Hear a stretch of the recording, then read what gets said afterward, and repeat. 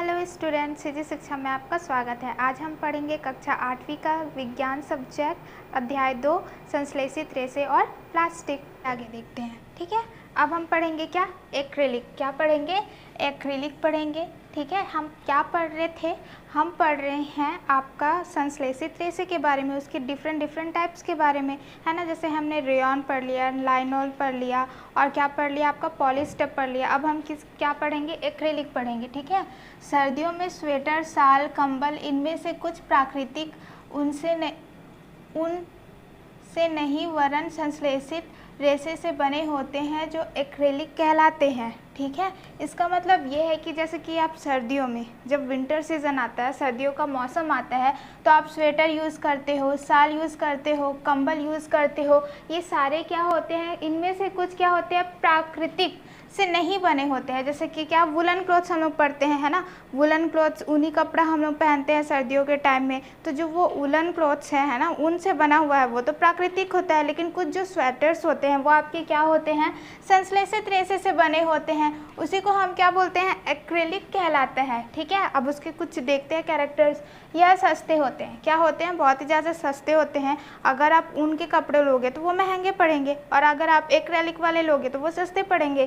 ठीक है, संश्लेषित रेशे अधिक टिकाऊ तथा पहुंच के भीतर होने के कारण अधिक लोकप्रिय हैं। अभी क्या हो गया? एक तो टिकाऊ है, क्या बहुत टाइम तक के वो चलेगा आपका, प्लस क्या है, आपके सस्ते हैं तो आप आराम से उसको क्या कर सकते हो? खरीद सकते हो। इसलिए वो बहुत ज़्यादा क्या है, लोगों में लोकप्रिय है। ठीक है, आपका जो एक्रिलिक है वो कुछ इस प्रकार का आपको देखने को मिलेगा। आई होप आपको एक्रिलिक समझ में आ गया होगा। ठीक है, अब हम क्या देखेंगे? संश्लेषित रेशे के गुणधर्म, कैरेक्टरिस्टिक ऑफ सिंथेटिक फाइबर्स, है ना। तो हम क्या देखेंगे? कैरेक्टरिस्टिक देखेंगे कि हम सिंथेटिक फाइबर्स क्या क्या उसके गुण होते हैं। ठीक है, चलिए देखते हैं।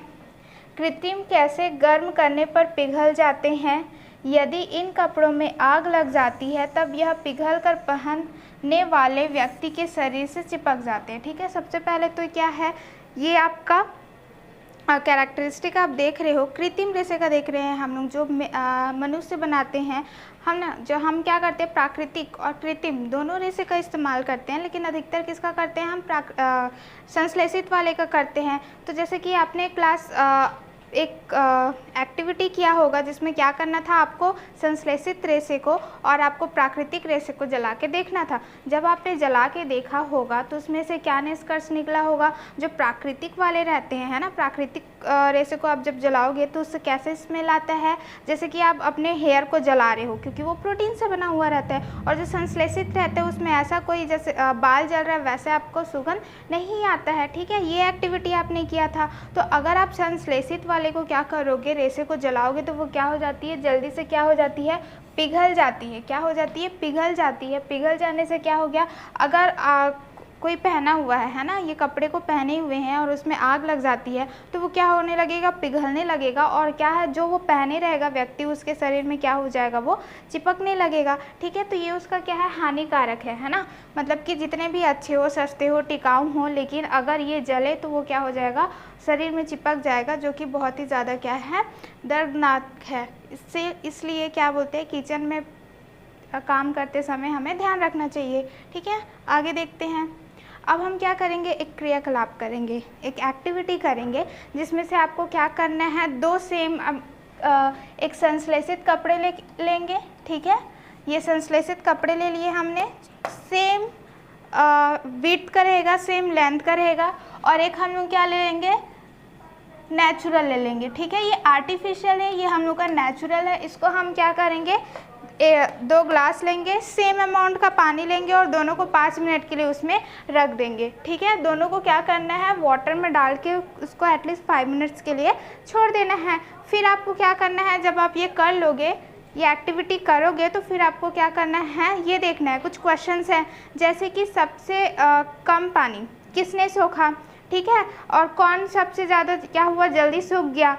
तो ये क्या होगा, आप जब देखेंगे एक्टिविटी करके तो सबसे ज़्यादा क्या रहेगा, कम पानी कौन सोखेगा, आर्टिफिशियल संश्लेषित रेसे जो रहेंगे वो क्या रहेगा, सबसे ज़्यादा आपका क्या रहेगा, संश्लेषित कपड़े जो क्या रहेगा, पानी को कम सोखेगा तो वो क्या होगा, जल्दी से सूख जाएगा। ठीक है, तो ये एक्टिविटी करने से हमें क्या पता चलता है, जो संश्लेषित आपके क्या होते हैं फैब्रिक्स होते हैं वो कृत्रिम द्वारा कम पानी सोखा जाता है और यह जल्दी सूख जाता है। तो जितने भी आपके क्या रहेंगे, कृत्रिम आपके फैब्रिक्स रहेंगे वो बहुत ही ज़्यादा कम पानी सोखते हैं, कम पानी सोखने की वजह से वो जल्दी सूख जाते हैं। आई होप इतना क्लियर है। अब हम क्या करेंगे, प्लास्टिक के बारे में पढ़ेंगे। ठीक है, हमारा नेक्स्ट टॉपिक ही क्या है, प्लास्टिक है। तो प्लास्टिक भी किससे बना रहता है, मनुष्य द्वारा बना रहता है, उसको भी संश्लेषित किया जाता है, फिर प्लास्टिक को बनाया जाता है ना। तो हम देखते हैं कि हम अपने दैनिक जीवन में छोटे से बड़े आप प्लास्टिक ही देखोगे, उसके क्या रहेंगे, बर्तन भी आज देखने को मिल जाते हैं, है ना। आप क्या बोलते हैं, जितने भी सामान रहते हैं वो सारी चीज़ें आप किस में रखते हो, प्लास्टिक्स में रखते हो। तो प्लास्टिक हमारे जीवन में बहुत ज़्यादा क्या होता है, उपयोग में आता है। ठीक, तो हम क्या करेंगे, कुछ एक एक्टिविटी करेंगे जिसमें हम प्लास्टिक की वस्तु का नाम रखेंगे और उसका उपयोग देखेंगे। ठीक है, क्या क्या हमारे घर में मोस्टली मिल जाता है, डिब्बा यूज़ होता है चीज़ों को, है ना, क्या करने के लिए, चीज़ों को रखने के लिए काम आता है। फिर कंघी, आप कंघी भी देखोगे वो प्लास्टिक का बना है, कंघी करने का काम आता है ना। फिर आपका कुर्सी है, कुर्सी भी आज का क्या रहता है, आपका प्लास्टिक के आने लगे हैं, बैठने के लिए उपयोग में आते हैं।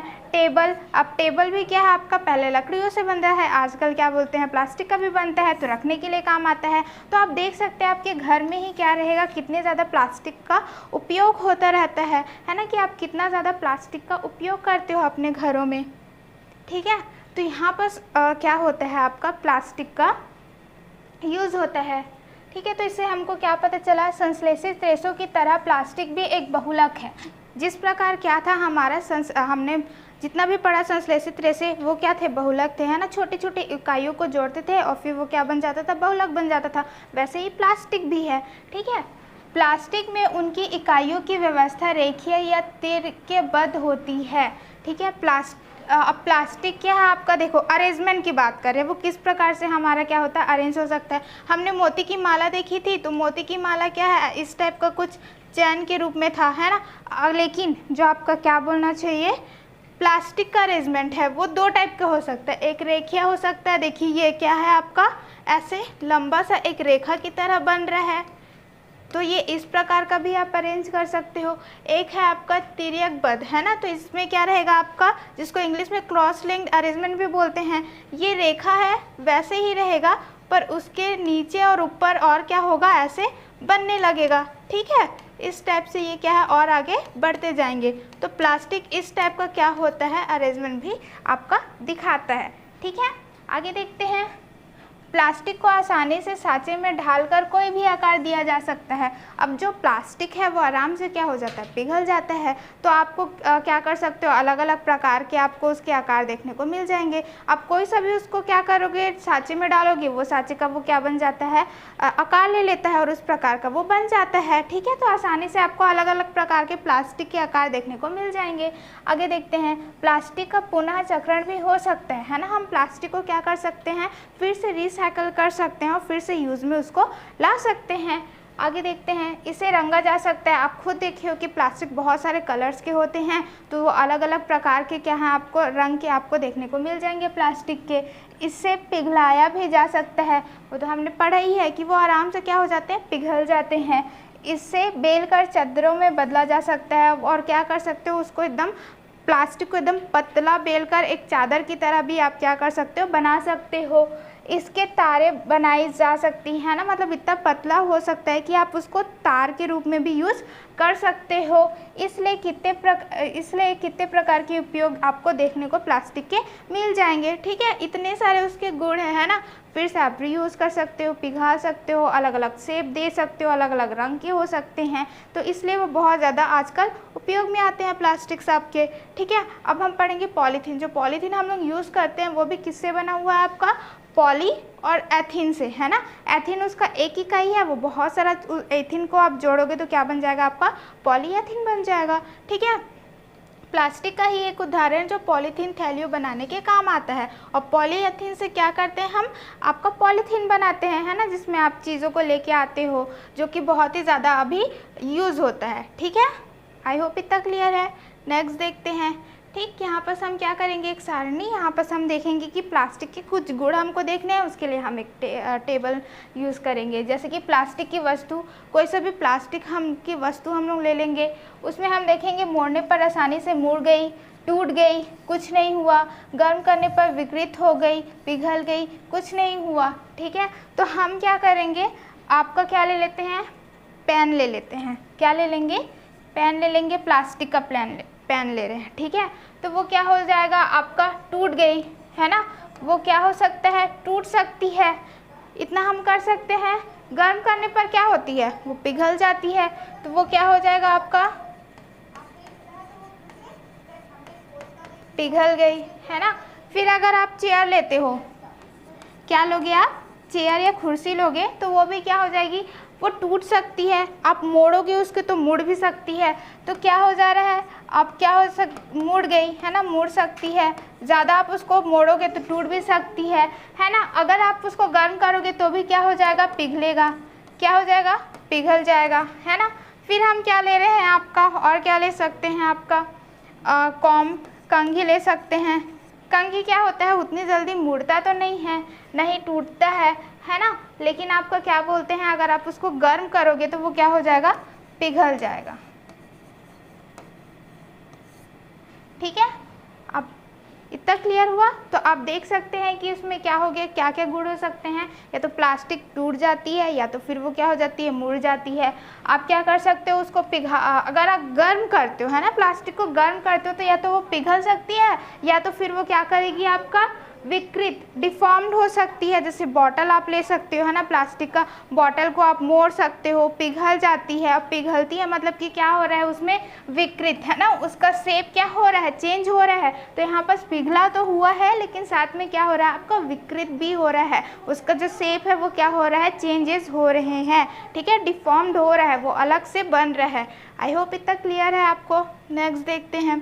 ठीक है, तो अब हम क्या देखें कि वस्तु गर्म करने पर आसानी से मुड़ जाती है और विकृत हो जाती है। गर्म करोगे तो वो क्या हो जाती है, पिघलने लगती है ना, और मुड़ भी जाती है, और क्या हो जाएगा, विकृत होने लगती है, डिफॉर्म भी होने लगती है। ऐसे प्लास्टिक थर्मोप्लास्टिक कहलाता है।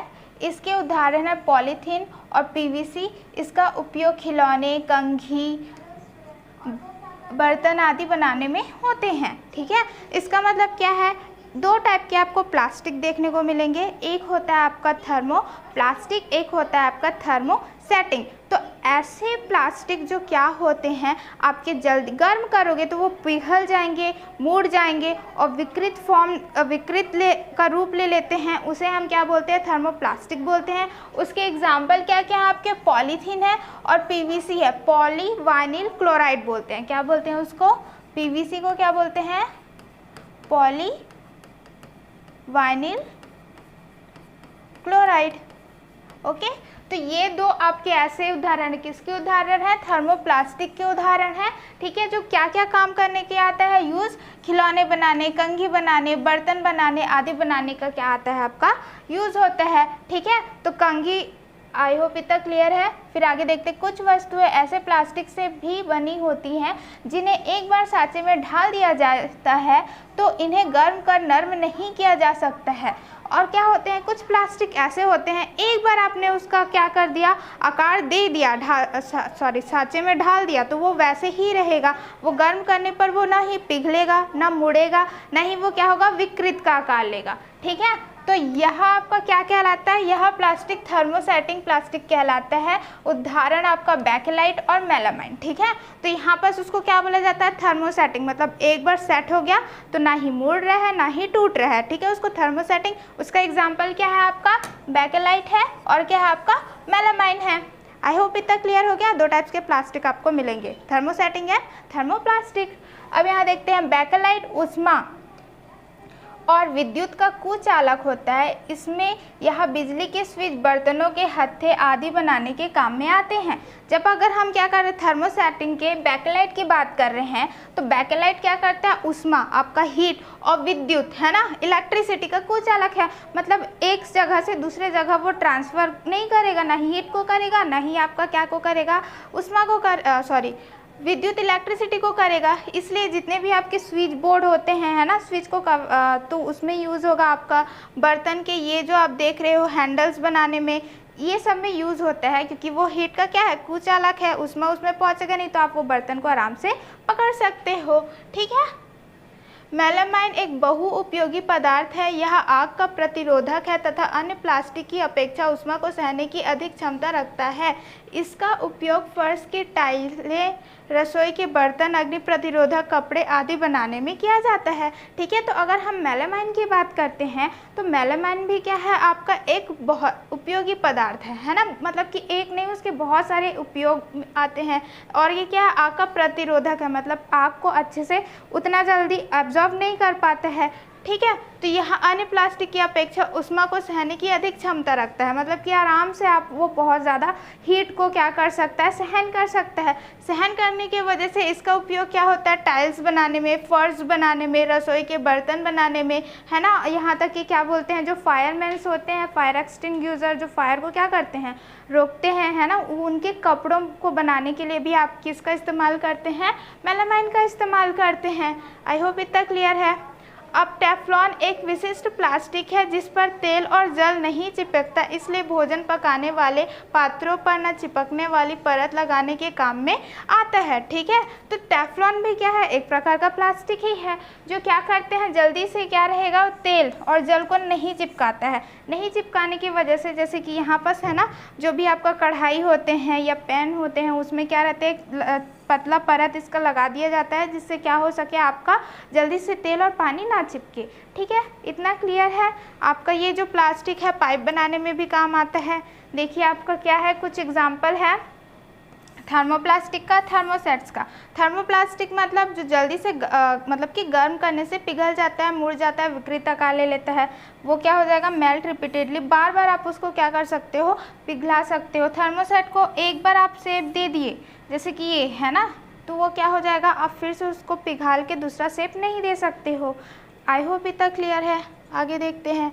ठीक है। तो हम अब पढ़ेंगे क्या, प्लास्टिक के अभिलाक्षणिक गुण, कैरेक्टरिस्टिक ऑफ प्लास्टिक। हमने इससे पहले क्या देखा था, सिंथेटिक फाइबर्स के कैरेक्टरिस्टिक, उसके गुण को देखा था। अब हम किसके गुण को देखेंगे, प्लास्टिक्स के गुण को देखेंगे। तो चलिए एक एक करके देखते हैं। तो सबसे पहले क्या है, आपका प्लास्टिक अनअभिक्रियाशील है। प्लास्टिक इज़ नॉन रिएक्टिव, है ना, मतलब कि वो क्या करता है, जल्दी भी किसी से रिएक्ट नहीं करता है, किसी से भी अभिक्रिया नहीं करता है।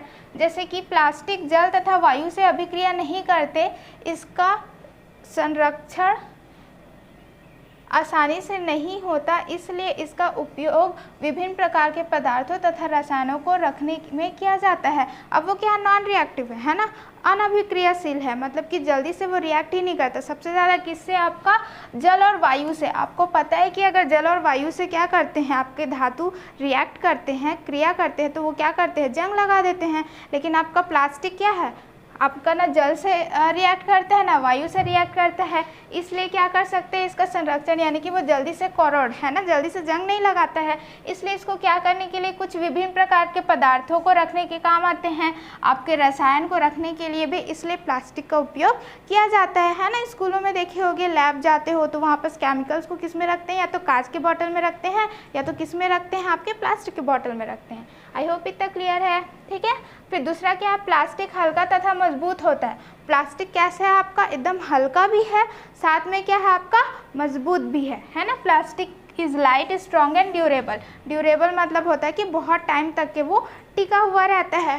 ठीक। प्लास्टिक हल्का तथा प्रबल होता है, इसलिए इनसे बनी वस्तुओं का भार तथा कीमत कम होती है। तो अब वो क्या है, आपका जो प्लास्टिक है वो बहुत ज़्यादा हल्का है। हल्का है तो आराम से आप एक जगह से दूसरी जगह ले जा सकते हो, है ना। हल्का तो है ही, साथ में क्या है, आपका कम कीमत का रहता है, मतलब कि आपको लोहे से या तो फिर आप धातु कुछ खरीद रहे हो उससे सस्ते में ही आपको मिल जाएगा, तथा सामर्थ्य के अधिक होता है और उपयोग में आसानी होता है। ठीक है, तो ये क्या होता है, इतना सस्ता और क्या बोलते हैं हल्का होने की वजह से ज़्यादा इसको यूज़ करना पसंद करते हैं। धातुओं की अपेक्षा हल्के होने के कारण इनका उपयोग वायुयान तथा अंतरिक्ष यान में भी होता है। अब क्या है, प्लास्टिक बहुत ज़्यादा हल्के होते हैं, है ना, तो हल्के होने की वजह से क्या होते हैं, आपका जो स्पेसशिप्स है ना, वायुयान है या और क्या बोलते हैं एयरक्राफ्ट्स हैं, ये सारी चीज़ें क्या होते हैं, लोहे से ही बनते हैं। अब उसको उतने दूर जाना है तो आप भारी चीज़ें रखोगे तो उसका वज़न ज़्यादा हो जाएगा, तो उसके लिए भी क्या होते हैं, प्लास्टिक हल्के होते हैं, तो उसके बनाने के लिए भी, है ना, वायुयान और अंतरिक्ष यान में भी उसका उपयोग किया जाता है। इतना क्लियर है कि आपका जो प्लास्टिक है वो अभिक्रियाशील है, प्लस वो क्या हल्का है और क्या है आपका मजबूत है। थर्ड क्या है, प्लास्टिक कुचालक होता है, प्लास्टिक्स आर पुअर कंडक्टर। ठीक है, तो ये क्या हो रहा है, आपका कुचालक है, मतलब कि आपका क्या करेगा, किसी भी विद्युत और ऊष्मा, ठीक है, आपका क्या है, जो भी आपका हीट है और जो भी आपका क्या है इलेक्ट्रिसिटी है, ऊष्मा और क्या है विद्युत का कुचालक होता है, मतलब कि हीट को एक से दूसरे जगह नहीं लेके जाएगा, इलेक्ट्रिसिटी को एक से दूसरे ट्रांसफ़र नहीं करता है, जिसके वजह से क्या होता है, इसलिए इनका उपयोग खाना बनाने के बर्तनों के हत्थे तथा बिजली के तार का कवर बनाने में किया जाता है। अब वो क्या है, इलेक्ट्रिसिटी का जो आप जितने भी तार देखते हो, है ना, तार देखोगे उसमें उसका क्या करने के लिए यूज़ होता है, आपका कवर बनाने के लिए यूज़ होता है, और किस लिए होता है, जितने भी बर्तन देखते हो उसमें भी क्या होता है, उसका यूज़ होता है। ठीक है, तो इसके 3 गुण ज़्यादा से ज़्यादा हैं। सबसे पहले तो अनभिक्रियाशील है, हल्का है और क्या आपका मजबूत है, और क्या है प्लास्टिक कुचालक है, किसका कुचालक है, ऊष्मा और विद्युत का। इतना क्लियर है। अब हमारा नेक्स्ट टॉपिक है आपका प्लास्टिक और पर्यावरण, प्लास्टिक एंड इन्वायरमेंट। ठीक है, तो इसके बारे में पढ़ते हैं। तो प्लास्टिक क्या है, आपका प्लास्टिक है, तो प्लास्टिक कैसे हमारे पर्यावरण को क्या कर रहा है, नुकसान कर रहा है। आप जान रहे हो कि आप छोटे से छोटी चीज़ क्या करते हैं, आजकल हम लोग प्लास्टिक का इस्तेमाल करते हैं क्योंकि हल्का है, सस्ते में मिल जाता है ना, तो हर जगह क्या हो रहा है, आपका प्लास्टिक यूज़ हो रहा है। तो देखते हैं कि हम क्या करते हैं, प्लास्टिक कैसे हमारे पर्यावरण को नुकसान पहुँचा रहा है। घरों से निकल कर प्लास्टिक सार्वजनिक कूड़ेदान में या नालियों, सड़कों के किनारे, मैदानों में इकट्ठा हो जाता है, अतः प्लास्टिक का निस्तारण एक प्रमुख समस्या बन गई है। अब वो इतना ज़्यादा है, कोई भी प्लास्टिक यूज़ कर रहा है कहीं पर भी फेंक दे रहा है, कभी सड़कों पे, है ना, कभी नालियों पे वो जम जाता है, इकट्ठा हो जाता है, जिसके वजह से बहुत ज़्यादा प्रॉब्लम्स होने लगता है। तो उसका निवारण, है ना, उसको निस्तारण, उसको डिकम्पोज करना, उसको अच्छे से क्या करना, डिकम्पोज करना हमारे लिए एक बहुत ज़्यादा समस्या बन गई है। ठीक है, आगे देखते हैं। ठीक है, अब हम देखेंगे क्या, निम्नकरणीय। ठीक है, निम्नकरणीय जिसको हम लोग क्या बोलते हैं, बायोडिग्रेडेबल बोलते हैं। तो देखते हैं कि बायोडिग्रेडेबल होता क्या है, उसकी परिभाषा देखते हैं। वे पदार्थ जो प्राकृतिक प्रक्रिया जैसे सूक्ष्म जीवों आदि की क्रिया से अपघटित हो जाते हैं, उसे निम्नकरणीय बायोडिग्रेडेबल कहलाता है। ठीक है, अब ये क्या हो गया, है ना, जैसे कि एक एग्जांपल से समझते हैं कि हम क्या ले रहे हैं, एक पत्ती ले रहे हैं। ठीक है, तो ये पत्ती क्या रहेगा, अगर हम इसको मिट्टी में रख देते हैं, थोड़े दिन में आप देखोगे ये पत्ती क्या हो जाएगा, मिट्टी में मिल जाते हैं, है ना, वो अपघटित हो जा रहे हैं और क्या करेंगे, मिट्टी में मिल के उसको और उपजाऊ बनाएंगे। तो हम देख रहे हैं कि यहाँ पर क्या हो रहा है, प्राकृतिक प्रक्रिया ही है, उसमें क्या हो रहा है, सूक्ष्म जीव, है ना, जो माइक्रो ऑर्गेनिज्म है वो क्या कर रहे हैं, इसको अपघटित, ये क्या हो रहा है, सिंपलर फॉर्म्स में तोड़ने का काम कर रहे हैं आपके। ठीक है, इसी को क्या बोलते हैं हम, निम्नकरणीय या बायोडिग्रेडेबल कहलाता है। दूसरा देखते हैं अनिम्नकरणीय, है ना, अनिम्नकरणीय क्या होता है, वे पदार्थ जो प्राकृतिक प्रक्रिया द्वारा सरलता से अपघटित नहीं होते, अनिम्नकरणीय या फिर नॉन बायोडिग्रेडेबल कहलाते हैं, है ना। जैसे कि अब इसका उदाहरण समझते हैं, उदाहरण से जैसे कि प्लास्टिक ले लेते हैं, पॉलीथीन ले लेते हैं जो बहुत ज़्यादा यूज़ होता है। पॉलीथीन में क्या हो रहा है, अगर हम इसको क्या करेंगे, ज़मीन पे दफना देते हैं, है ना, आप उसको 1 साल बाद भी देखोगे तो आपको वैसे का वैसे ही रहेगा। तो कोई भी सूक्ष्म जीव क्या कर रहा है, इसको अपघटित करने में मदद नहीं कर पा रहा है, जैसे था वैसे ही रहेगा, है ना। तो ये क्या कर रहा है, अगर सॉइल में रहेगा, आपका मिट्टी में रहेगा, तो वो क्या कर रहा है, आपका सॉइल को पॉल्यूट करने का काम कर रहा है, प्रदूषण करने का काम कर रहा है। ठीक है, तो आपका अनिम्नीकृत कैसे बोलते हैं, वे पदार्थ जो प्राकृतिक प्रक्रिया द्वारा सरलता से अपघटित नहीं होते हैं। ये नहीं हो रहा है प्लास्टिक, है ना, तो इसको हम लोग क्या बोलेंगे, अनिम्नीकरणीय बोलेंगे या तो फिर नॉन बायोडिग्रेडेबल बोलेंगे। आई होप इतना क्लियर है। नेक्स्ट देखते हैं, प्लास्टिक को अपघटित होने में कई वर्ष लगते हैं, इसलिए यह पर्यावरण प्रदूषण का कारण बन गया है। अब इसको क्या है, अगर हम मिट्टी में भी रख रहे हैं तो मिट्टी प्रदूषण हो जाएगा, है ना, इसलिए वो क्या है, एक बड़ा सा कारण बन गया है कि वो आपके प्रकृति को क्या कर रहा है, प्रदूषण कर रहा है। यदि इसे जलाया जाता है तब यह भारी मात्रा में विषैली धुआएं को उत्सर्जित करता है ना। तो यहाँ पर क्या हो रहा है आपका, अगर आप इसको जलाने की भी कोशिश करोगे तो जलाओगे तो क्या होगा, बहुत वो धुआं निकलेगा, और जो धुआं रहता है वो कैसा रहता है, वैसिला होता है, कैसा रहेगा आपका, विषैली रहता है, विषैली रहता है, यानी कि बहुत ज़्यादा पॉइजनस रहता है। तो वो एयर पॉल्यूशन करेगा, वायु प्रदूषण करेगा, ज़मीन में कर रहे हो तो वो मिट्टी प्रदूषण कर रहा है, अगर आप उसको जला रहे हो तो वो वायु प्रदूषण कर रहा है। तो क्या कर रहा है, ये आपके पर्यावरण को नुकसान ही पहुंचा रहा है। ठीक है, तो यहाँ पर क्या हुआ है कि प्रायः एक का रंग नीला तथा दूसरे का रंग हरा होता है। अब आपको देखे होंगे कि जो नगर पंचायत हो गया या तो फिर ग्राम पंचायत हो गया, वो क्या कर रहे हैं, शहर में और गांव में क्या कर रहे हैं, दो आपके क्या कर रहे हैं, डस्टबिन, है ना, कूड़ेदान दे रहे हैं, जो एक का रंग क्या होता है, हरा कलर का रहता है, एक का रंग क्या होता है, नीले कलर का रहता है। ठीक है, नीले कूड़ेदान में पुनः उपयोग किए जा सकने वाले पदार्थ डाले जाते हैं, जैसे प्लास्टिक, धातुएं, कांच। ठीक है, तो ये जो नीला वाला आपका कूड़ेदान है उसमें हम कैसे डालेंगे, कौन सा कचरा डालना चाहिए जो आप फिर से उपयोग में ला सकते हैं। जैसे प्लास्टिक को भले ही आप क्या कर रहे हो, उसको आप जला नहीं सकते, मिट्टी में दफना नहीं सकते हो, है ना, लेकिन क्या कर सकते हो, उसको फिर से रीयूज़ तो कर सकते हैं। रीयूज़ करेंगे तो फिर से उसको बनाने की ज़रूरत नहीं पड़ेगी, है ना। प्लास्टिक को डाल सकते हो, धातु को डाल सकते हो, कांच को डाल सकते हो, ऐसे जो क्या हो जाए, पुनः यूज़ हो जाए, ऐसे वाला आपको इसमें डालना है। ठीक है, और हरे कूड़ेदान रसोई घर तथा अन्य पादप तथा जंतु अवशेषों को एकत्र करने के लिए होता है। अब जितने भी आपकी किचन से क्या होते हैं, कचरे निकलते हैं, या तो फिर कुछ भी वेजिटेबल्स के पील्स हो गए, है ना, वेजिटेबल्स हो गए, ये सारी चीज़ें आपको किस में डालना चाहिए, ग्रीन वाले में डालना चाहिए, जो क्या हो जाता है आपका निम्नकरणीय से क्या होता है, अपघटित हो जाता है। आई होप इतना क्लियर है कि दो आपको डस्टबिन क्यों दिया जाता है ना। नीले वाले में क्या रखोगे, ऐसे रखोगे जो फिर रीयूज़ हो जाए, और इसमें ऐसे रखोगे ग्रीन वाले में जो फिर से क्या हो जाए, निम्नकरणीय हो जाए, अपघटित हो जाए। ठीक है, इतना क्लियर है। नेक्स्ट देखते हैं, तो आप देख सकते हैं कि प्लास्टिक क्या हो रहा है, बहुत ज़्यादा हमारे पर्यावरण को नुकसान पहुंचाता है ना। तो संभव कपास व जूट की बनी थैलियों का उपयोग कीजिए, प्लास्टिक के उपयोग से बचें। तो उसके लिए हमको क्या करना चाहिए, अपने पर्यावरण को बचाने के लिए हमको या तो फिर जूट का बना हुआ या तो फिर किसका, कपास का बना हुआ क्या करना चाहिए, थैलियों का इस्तेमाल करना चाहिए, और जितना ज़्यादा हो सके हमें प्लास्टिक के उपयोग से बचना चाहिए। ठीक है, अपशिष्ट को जैव निम्नीकरणीय तथा जैव अनिम्नीकरण निस्तार करें, है ना। और जैसे भी आप प्लास्टिक कर रहे हैं तो हमको क्या करना है, या तो बायोडिग्रेडेबल के रूप से या तो फिर नॉन बायोडिग्रेडेबल को अलग अलग रखना चाहिए, ताकि उसको आसानी से हम क्या कर सके, अलग कर सके और डिकम्पोज कर सके, है ना, अपघटित कर सके।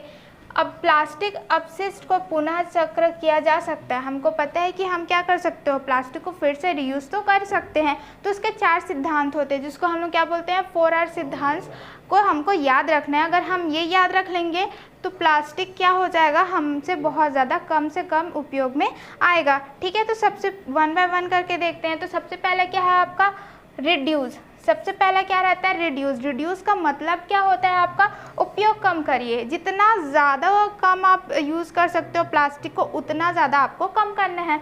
फिर रीयूज़ करना है ना, पुनः उपयोग कीजिए। जैसे कि एक बार आपने चीज़ खरीद भी ली प्लास्टिक का, तो उसको कम से कम 5 से 6 7 ऐसे करके जितने बार आप रीयूज़ कर सकते हो उतने बार आपको क्या करना है, उसको फिर से इस्तेमाल करते रहना है। फिर रिसाइकल करना है ना, पुनः चक्र कीजिए। मतलब कि क्या हो सकता है, उसको अलग रख दीजिए डस्टबिन में, फिर वो क्या हो जाएगा, फिर से उसकी कुछ न्यू चीज़ें बनेंगी, आप उसको इस्तेमाल कर सकते हैं, है ना, रिसाइकल कर सकते हैं। फिर आता है रिकवर, जो पुनः प्राप्त कर सकते हैं। अब क्या हो गया आपका, रिड्यूस कर दिए, कम काम कर रहे हो, है ना, रीयूज़ कर रहे हो, जितना ज़्यादा यूज़ कर सकते हैं, रिसाइकल कर रहे हैं, फिर से उसका बना रहे हैं, फिर आपका क्या होता है, रिकवर।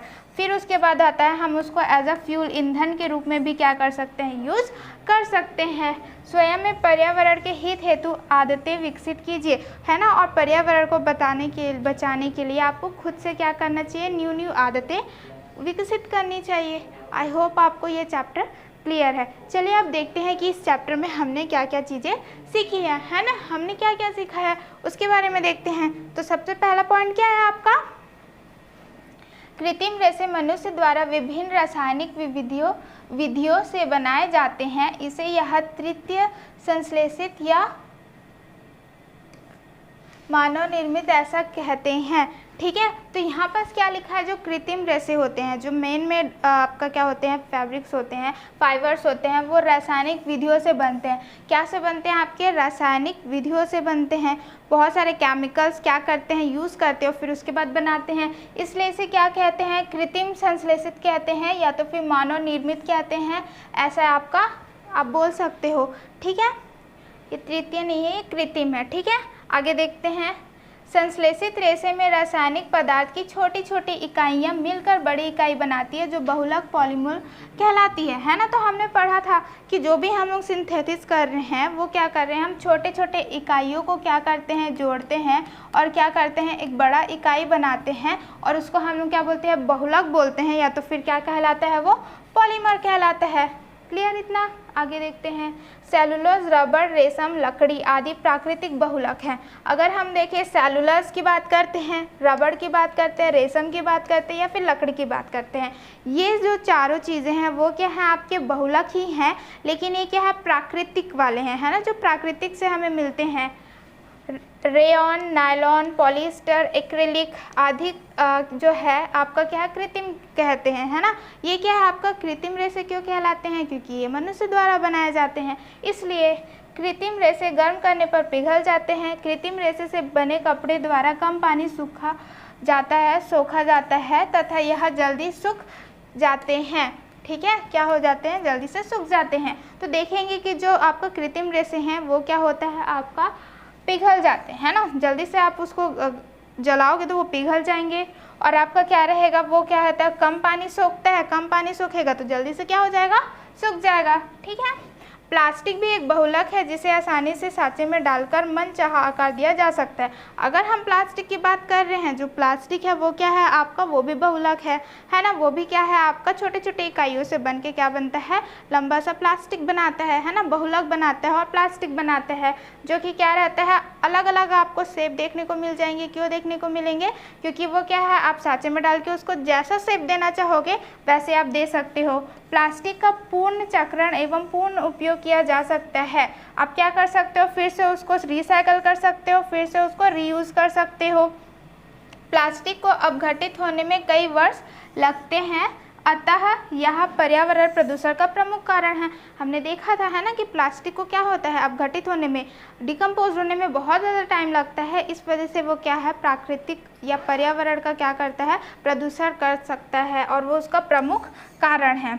संश्लेषित रेशे और प्लास्टिक का उपयोग इस प्रकार करना चाहिए जिससे हम उनके गुणों का लाभ ले सके और पर्यावरण प्रदूषण ना हो। जब हम संश्लेषित रेशे या प्लास्टिक हम उपयोग कर रहे हैं, ठीक है, लेकिन हमको कैसा उपयोग करना चाहिए कि हम उसका लाभ तो ले सकें, क्या कर सके, गुणों का लाभ ले सके, लेकिन उससे क्या हो जाए, पर्यावरण को कोई नुकसान ना पहुँचे। ठीक है, तो इस प्रकार से हमको प्लास्टिक और क्या बोलते हैं, संश्लेषित रेशे का उपयोग करना चाहिए।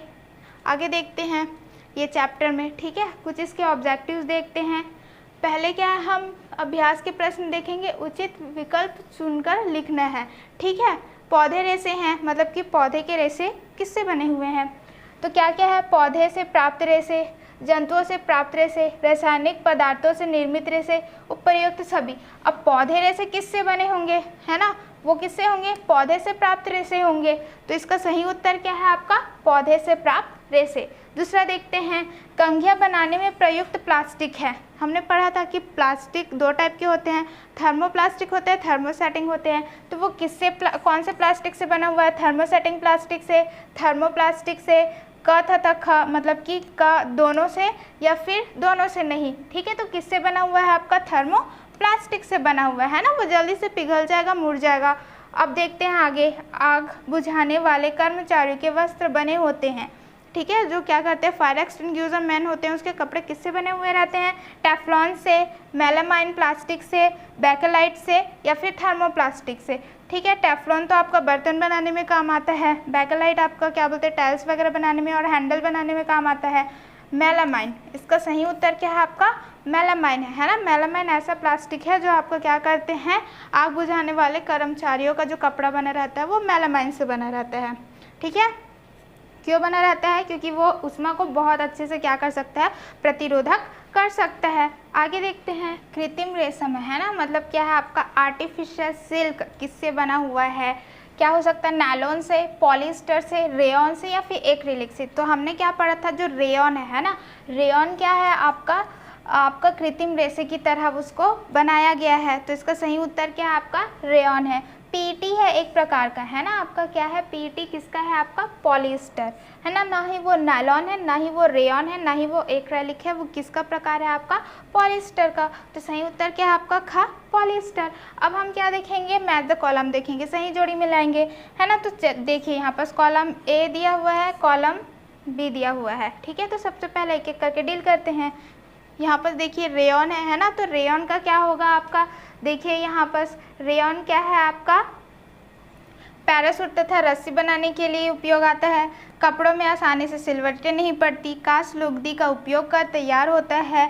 ऊष्मा देकर नर्म नहीं किया जा सकता। गर्म करने पर आसानी से मुड़ जाता है। तो इसमें से सही क्या है आपका? ये वो क्या होता है? कास्ट लुगदी का उपयोग, है ना, वुल्ड पप को उपयोग करके क्या किया जाता है आपका? रेयॉन को बनाया जाता है। तो सही उत्तर क्या है आपका? ये वाला। फिर देखते हैं नेक्स्ट, नायलॉन, है ना। जो नायलॉन है वो कैसा है आपका? पैराशूट तथा रस्सी बनाने के लिए उपयोग में होता है। कपड़ों में आसानी से सिलवटें नहीं पड़ती। ऊष्मा देकर गर्म नहीं किया जा सकता। गर्म करने पर आसानी से मुड़ जाता है, ठीक है। तो जो आपका नायलॉन है वो एक्चुअली क्या होता है? बहुत ही ज़्यादा मजबूत होता है। मजबूत होने की वजह से क्या होता है, उसको पैराशूट तथा रस्सी बनाने के लिए उपयोग में आते हैं। तो सही उत्तर क्या है आपका? पैराशूट तथा रस्सी बनाने के लिए उपयोग में आते हैं। फिर आपका क्या है? थर्मोप्लास्टिक, है ना। तो थर्मोप्लास्टिक का हमने क्या देखा था कि यहाँ पर ऊष्मा गर्म करने पर आसानी से मुड़ जाते हैं। जब आप क्या करोगे, थर्मोप्लास्टिक को गर्म करते हैं तो वो आराम से क्या हो जाता है? आसानी से मुड़ जाते हैं। तो इसका सही उत्तर ये रहेगा। फिर आपका आता है पॉलिएस्टर, है ना। तो पॉलिएस्टर क्या रहता है? कपड़ों में आसानी से सिलवटें नहीं पड़ती हैं। अगर आप पॉलिएस्टर की बात कर रहे हैं तो उससे कपड़े बनते हैं। तो कपड़े क्या होते हैं? उसमें सिलवटें जल्दी से नहीं आते। तो इसका उत्तर ये है। फिर आता है थर्मोसेटिक प्लास्टिक, है ना। थर्मोसेटिक प्लास्टिक में क्या होता है? उसमें देकर नर्म नहीं किया जा सकता। अब जितना भी आप एक बार सेट हो गया, एक बार बन गया, तो वो वापस से आपका पिघल के दूसरा आप प्लास्टिक नहीं बना सकते। तो उसका उत्तर क्या होगा आपका? उसमें देकर नर्म नहीं किया जा सकता। तो यहाँ बस आपका ये चैप्टर होता है कंप्लीट। आई होप कि आपको इसमें से कोई डाउट नहीं है, ठीक है। अब हम मिलेंगे आपको नेक्स्ट चैप्टर में नेक्स्ट वीडियो के साथ। Thank you.